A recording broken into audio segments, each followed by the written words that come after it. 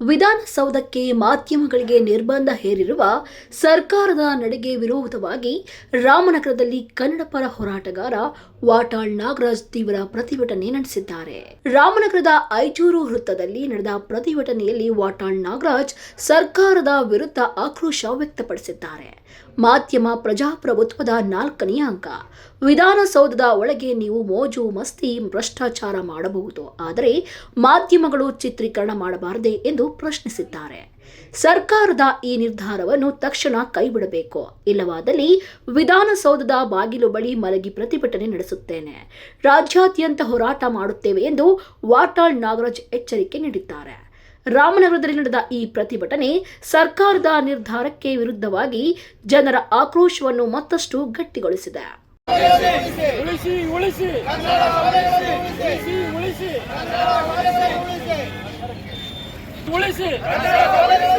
ಉಳಿಸಿ ಉಳಿಸಿ ಉಳಿಸಿ ಉಳಿಸಿ ಉಳಿಸಿ ಉಳಿಸಿ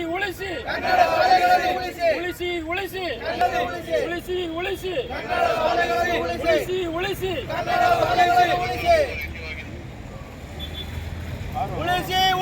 ಕನ್ನಡ ಶಾಲೆಗಳ ಉಳಿಸಿ ಉಳಿಸಿ ಉಳಿಸಿ ಕನ್ನಡ ಶಾಲೆಗಳ ಉಳಿಸಿ ಉಳಿಸಿ